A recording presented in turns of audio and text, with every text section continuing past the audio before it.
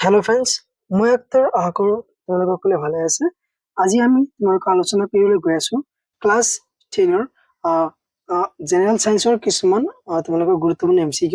তোমাৰ ৰাসায়নিক বিক্ৰিয়া আৰু ইয়াৰ সমীকৰণ, এই প্ৰথম চেপ্টাৰটো আমি আজি 50টা MCQ আলোচনা কৰিম। তোমালোকে শেষলৈকে ভিডিঅ'টো চাবা আৰু তোমালোকে MCQখিনি আমি গোটেইখিনি ভালদৰে বুজাই দিব চেষ্টা কৰিম। প্ৰথমে চোৱা, তোমালোকৰ ইয়াতে 1 নম্বৰ কুৱেশ্যনটো দিয়া আছে যে ৰাসায়নিক বিক্ৰিয়াৰ সময়ত কি ঘটে। এনেকুৱা ধৰণৰ তোমালোকৰ বহুতো কুৱেশ্যন দিয়া থাকিব। আমি তোমালোকৰ মুঠতে আজি তোমালোকৰ 20টা MCQ আলোচনা কৰিম। পৰৱৰ্তী ভিডিঅ'ত আৰু তোমালোকৰ 30টা আমি দি দিম। চাই লোৱা, ইয়াত কৈছে ৰাসায়নিক বিক্ৰিয়াৰ সময়ত কি ঘটে। যেতিয়া ৰাসায়নিক বিক্ৰিয়া এটা সংঘটিত হয় সাধাৰণতে কি কি ঘটে আমি আজি তোমালোকক দেখুৱাই দিম। ইয়াত তোমালোকৰ 4টা অপশ্যন দিয়া আছে। কেৱল আকাৰৰ সলনি হয়, নতুন পদাৰ্থৰ সৃষ্টি হয়, কেৱল ৰঙৰ সলনি হয়, কেৱল অৱস্থাৰ সলনি হয়। ইয়াত তোমালোকৰ 3টা অৱস্থা। আমি ইয়াৰ শব্দ অংশটো হ'ব বি, অৰ্থাৎ নতুন পদাৰ্থৰ সৃষ্টি হয়। কিয়নো আমি তোমালোকক এটা এক্সাম্পল সহায়ত বুজাই দিওঁ। আমি যদি ফৰ এক্সাম্পল লোহাত মামৰ ধৰে ন, তোমালোকৰ যদি লোহাত মামৰে ধৰে, এটা কি, এটা বিক্রিয়া হয়, নতুন পদার্থ উৎপন্ন হয়। লোহাত মামরে ধরিলে কি আমার আয়রন অক্সাইড উৎপন্ন হয়, অর্থাৎ এটা নতুন পদার্থ উৎপন্ন হয়েছে। তাৰপাছত তোমালোকে বুঝিলা না নাই, এতে যে লোহাত মামরে দিলে একটা নতুন পদার্থ উৎপন্ন হয়, অর্থাৎ আয়রন অক্সাইড, অর্থাৎ আমার শুদ্ধ ওষুধ হবো বি, অর্থাৎ নতুন পদার্থ সৃষ্টি হয়। 2 নম্বৰ কোৱেশ্যনটো চোৱা, ৰাসায়নিক সমীকৰণত বিক্ৰিয়ক পদাৰ্থ কত লিখা হয়। ৰাসায়নিক সমীকৰণ এটাত বিক্ৰিয়ক পদাৰ্থ কত লিখা হয়, আমি এটা তোমাকে এক্সাম্পল বুঝাই দিম। ধৰি লোৱা মেগনেছিয়াম প্লাস অক্সিজেন যদি আমি বিক্ৰিয়া ঘটাই দিওঁ, বিক্ৰিয়া কৰি দিওঁ, আমাৰ মেগনেছিয়াম অক্সাইড আমাৰ বিক্ৰিয়াৰ সৃষ্টি হ'ব। তো এটা আমাৰ দুটা সাইডত আছে, এটা আছে বাওঁফালে, এটা আছে সোঁফালে। এতিয়া কি কৈছে, ৰাসায়নিক সমীকৰণত বিক্ৰিয়ক পদাৰ্থ কি, য'ত নেকি দুটা বা তাতকৈ বেছি পদাৰ্থ লগ লাগি এটা পদাৰ্থ সৃষ্টি কৰে।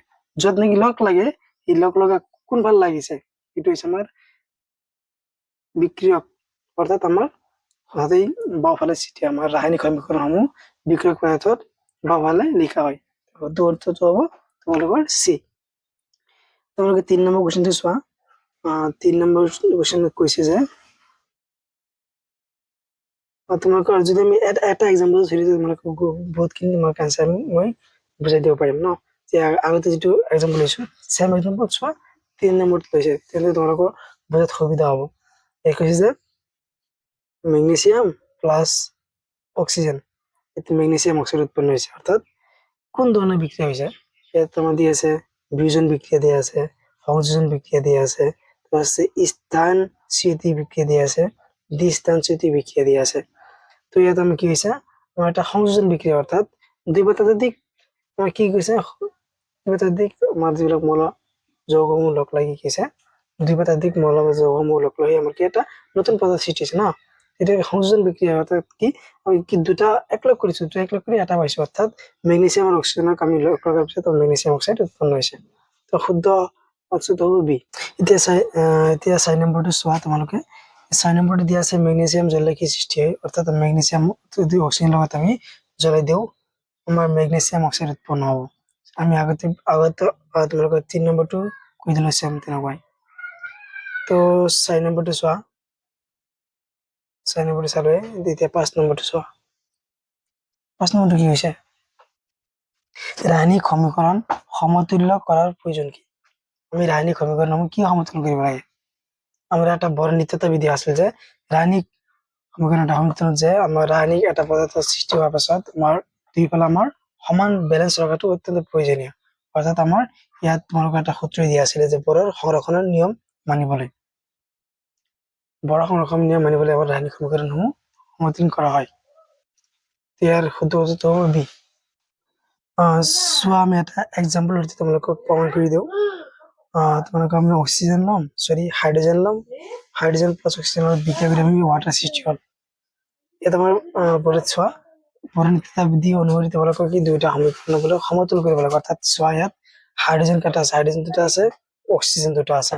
আৰু এইফালে চোৱা তোমালোকৰ সোঁফালে চোৱা দুটা হাইড্ৰজেন আছে এটা অক্সিজেন আছে তো সমীকৰণটো তোমালোকৰ শুদ্ধ নহয় এইভাবে তো তোমালোকে সদায় চেষ্টা কৰিবা ৰাসায়নিক সমীকৰণসমূহ সমতুল কৰিবৰ কাৰণে এতিয়া 5 নম্বৰ কুৱেশ্যন লাগিব আৰু 5 নম্বৰটো গ'ল এতিয়া আমাৰ হ'ব 6 নম্বৰ কুৱেশ্যনটো ইয়াত চোৱা